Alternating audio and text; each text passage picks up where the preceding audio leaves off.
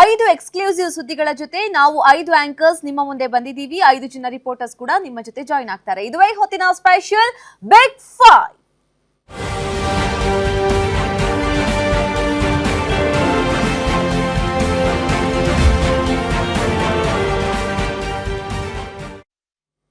ರಾಜ್ಯ ರಾಜಕಾರಣದಲ್ಲಿ ಮತ್ತೆ ಜೋರಾಯಿತು ಕುರ್ಚಿ ಫೈಟ್. ದಿಲ್ಲಿಯಲ್ಲಿ ಡಿಕೆ ಪಾಲಿಟಿಕ್ಸ್ ಆಪ್ತರ ಮನೆಯಲ್ಲಿ ಸಿದ್ದು ರಣತಂತ್ರ ರೂಪಿಸ್ತಾ ಇದ್ದಾರೆ.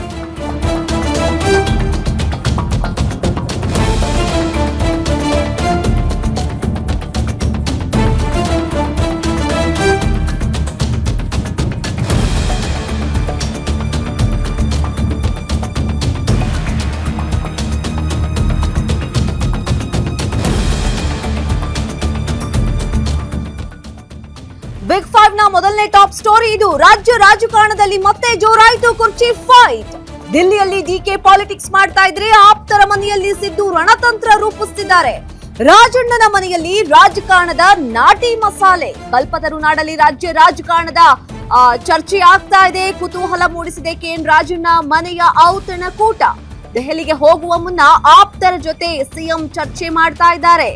ರಾಹುಲ್ ಗಾಂಧಿ ಜೊತೆ ಚರ್ಚೆ ಬೆನ್ನಲ್ಲೇ ಆಪ್ತರ ಜೊತೆ ಸಿದ್ದು ಟಾಕ್ ಜೋರಾಗಿದೆ. ಅತ್ತ ದೆಹಲಿಗೆ ಹಾರಿರೋ ಸಿಎಂ ಡಿಕೆ ಶಿವಕುಮಾರ್ ಅಸ್ಸಾಂ ಚುನಾವಣೆ ನೆಪದಲ್ಲಿ ಹೈಕಮಾಂಡ್ ನಾಯಕರನ್ನ ಭೇಟಿ ಮಾಡುವಂತಹ ಸಾಧ್ಯತೆಗಳು ಕೂಡ ಜಾಸ್ತಿ ಇದೆ. ಸಿಎಂ ಪಟ್ಟ ಏರ್ಲೇಬೇಕು ಅಂತ ಹೇಳಿ ಡಿಕೆ ಶಿವಕುಮಾರ್ ಸಾಕಷ್ಟು ಕಸರತ್ತನ್ನ ನಡೆಸ್ತಾ ಇದ್ದಾರೆ.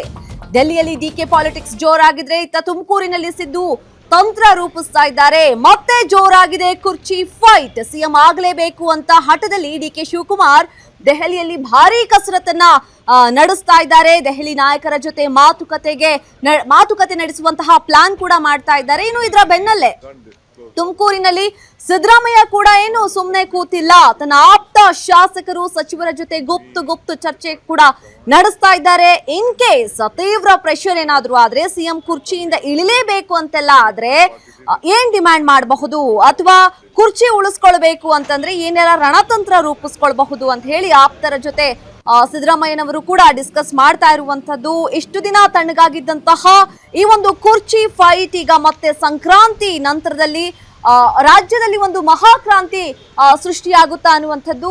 ಅಸ್ಸಾಂ ಚುನಾವಣೆ ನೆಪದಲ್ಲಿ ಹೈಕಮಾಂಡ್ ಅನ್ನ ಭೇಟಿ ಮಾಡುವಂತಹ ಸಾಧ್ಯತೆಗಳು ಕೂಡ ಜಾಸ್ತಿ ಇದೆ. ಸಿಎಂ ಡಿಕೆ ಶಿವಕುಮಾರ್ ಅವರು ಸಿಎಂ ಪಟ್ಟ ಏರ್ಲೇಬೇಕಂತ ಹೇಳಿ ಸಾಕಷ್ಟು ಕಸರತ್ತನ್ನ ನಡೆಸ್ತಾ ಇದ್ದಾರೆ. ಕಾದು ನೋಡ್ಬೇಕು ಏನಾಗುತ್ತೆ ಅಂತ. Can't disclose all those things. It is not a public issue to be discussed. It is between me and the party high command and my chief minister. Let us see. I have come here only to meet my party leaders. Can't disclose all those things. It is not a public issue to be discussed. It is between me and the party high command and my chief minister. Let us see. I have come here only. ಈ ಬಗ್ಗೆ ಮತ್ತಷ್ಟು details ಕೊಡ್ತಾರೆ ನಮ್ಮ political bureau head Maruti Pavagada live ನಲ್ಲಿ join ಆಗಿದ್ದಾರೆ. Maruti, ಡೆಲ್ಲಿಯಲ್ಲಿ DK politics, ತುಮಕೂರಿನಲ್ಲಿ ಸಿದ್ದು ತಂತ್ರ, ಏನಾಗ್ತಿದೆ ರಾಜಕಾರಣದಲ್ಲಿ ಅಂತ? ನಮ್ರತಾ, ಇಬ್ಬರು ಕೂಡ ಮುಖ್ಯಮಂತ್ರಿ ಸಿದ್ದರಾಮಯ್ಯ ಅವರು ಆ ಸ್ಥಾನವನ್ನು ಯಾವ ರೀತಿಯಾಗಿ ಉಳಿಸ್ಕೊಳ್ಬೇಕು ಅನ್ನುವಂಥ ಒಂದು ಸರ್ಕಸನ್ನು ಮುಂದುವರಿಸಿದ್ದಾರೆ. ಅದೇ ರೀತಿ ಡಿ ಕೆ ಶಿವಕುಮಾರ್ ಅವರು ದೆಹಲಿಯ ಹೈಕಮಾಂಡ್ ವರಿಷ್ಠರನ್ನ ಭೇಟಿ ಮಾಡಿ ಆ ಸ್ಥಾನವನ್ನು ಯಾವ ರೀತಿಯಾಗಿ ಗಿಟ್ಟಿಸ್ಕೊಳ್ಬೇಕು ಅನ್ನುವಂಥ ಒಂದು ಲೆಕ್ಕಾಚಾರದಲ್ಲಿದ್ದಾರೆ. ಹೀಗಾಗಿ ಇವತ್ತು ಬೆಳಗ್ಗೆ ಅಸ್ಸಾಂ ಚುನಾವಣಾ ಉಸ್ತುವಾರಿ ಸಭೆ ಕರೆದಿರೋದ್ರಿಂದ ದೆಹಲಿಗೆ ತೆರಳಿರುವಂತಹ ಡಿ ಕೆ ಶಿವಕುಮಾರ್ ಅವರು ಬಹಿರಂಗವಾಗಿ ಹೇಳಿಕೆಯನ್ನು ಕೊಟ್ಟಿರುವಂಥದ್ದು. ಇವತ್ತು ಹೈಕಮಾಂಡ್ ನಾಯಕರನ್ನು ಭೇಟಿ ಮಾಡ್ತೀನಿ, ಅಸ್ಸಾಂ ವಿಚಾರ ಅಷ್ಟೇ ಅಲ್ಲದೆ ರಾಜ್ಯದ ವಿಚಾರಗಳನ್ನು ಕೂಡ ಚರ್ಚೆ ಮಾಡ್ತೀನಿ, ಆದರೆ ಯಾರ ಜೊತೆ ಏನೆಲ್ಲ ಚರ್ಚೆ ಮಾಡ್ತೀನಿ ಅನ್ನುವಂಥದ್ದನ್ನು ಬಹಿರಂಗವಾಗಿ ಹೇಳೋದಿಲ್ಲ ಅನ್ನುವಂಥದ್ದನ್ನು ಕೂಡ ಸ್ಪಷ್ಟಪಡಿಸಿದ್ದಾರೆ. ಆದರೆ ಡಿ ಕೆ ಶಿವಕುಮಾರ್ ಅವ್ರಿಗೆ ಒಂದಂತೂ ಅವ್ರ ಮನಸ್ಸಲ್ಲಿ ಸ್ಪಷ್ಟವಾಗಿ ಇದೆ. ಅದೇನಂತ ಹೇಳಿದ್ರೆ, ರಾಹುಲ್ ಗಾಂಧಿ ಅವರು ಸಮಯ ಕೊಟ್ಟಿದ್ದೆ ಆದರೆ ನಾಯಕತ್ವ ವಿಚಾರಕ್ಕೆ ಸಂಬಂಧಪಟ್ಟಂತೆ ಸುದೀರ್ಘವಾಗಿ ಚರ್ಚೆ ಮಾಡಬೇಕು, ಒಂದು ಕ್ಲಾರಿಟಿಯನ್ನು ತೆಗೆದುಕೊಳ್ಬೇಕು ಅಂತ. ನವೆಂಬರ್ ತಿಂಗಳಲ್ಲೇ ಅಧಿಕಾರ ಹಸ್ತಾಂತರ ಆಗಬೇಕು ಅನ್ನುವಂಥ ಒಂದು ಪಟ್ಟು ಡಿ ಕೆ ಶಿವಕುಮಾರ್ ಅವ್ರಿಗೆ ಇತ್ತು. ಆದರೆ ಕಾರಣಾಂತರಗಳಿಂದ ಈಗಾಗಲೇ ಜನವರಿಗೆ ಬಂದು ನಿಂತಿದೆ.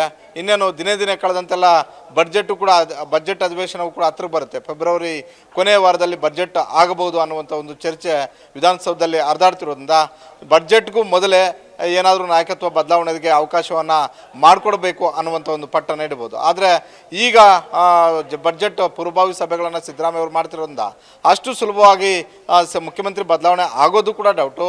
ಆದರೆ ಈಗ ಒತ್ತಡ ಹಾಕಿದ್ರೆ ಇನ್ನೆರಡು ಮೂರು ತಿಂಗಳಿಗೆ ನನಗೆ ಫಲ ಸಿಗಬಹುದು ಅನ್ನುವಂಥ ಒಂದು ಲೆಕ್ಕಾಚಾರ ಡಿ ಕೆ ಶಿವಕುಮಾರ್ ಅವ್ರದ್ದು. ಇತ್ತ ಬೆಂಗಳೂರಲ್ಲೇ ಇದ್ದುಕೊಂಡು ಡಿ ಕೆ ಶಿವಕುಮಾರ್ ಅವರು ದೆಹಲಿಯಲ್ಲಿ ಮಾಡ್ತಿರುವಂಥ ರಣತಂತ್ರಕ್ಕೆ ಪ್ರತಿತಂತ್ರವನ್ನು ಸಿದ್ದರಾಮಯ್ಯ ಅವರು ಮಾಡ್ತಾ ಇದ್ದಾರೆ. ಅದರಲ್ಲಿ ಬೆಳಗ್ಗೆ ತಮ್ಮ ಆಪ್ತರ ಜೊತೆ ಕಾವೇರಿ ನಿವಾಸದಲ್ಲಿ ಮಾತಾಡಿರುವಂಥದ್ದಾಗಿರ್ಬೋದು, ಅದೇ ರೀತಿ ಜಾರ್ಜ್ ಅವ್ರ ಜೊತೆ ಹೈಕಮಾಂಡ್ ನಾಯಕರುಗಳ ಸಂಪರ್ಕವನ್ನು ಮಾಡಿರುವಂಥದ್ದಾಗಿರ್ಬೋದು.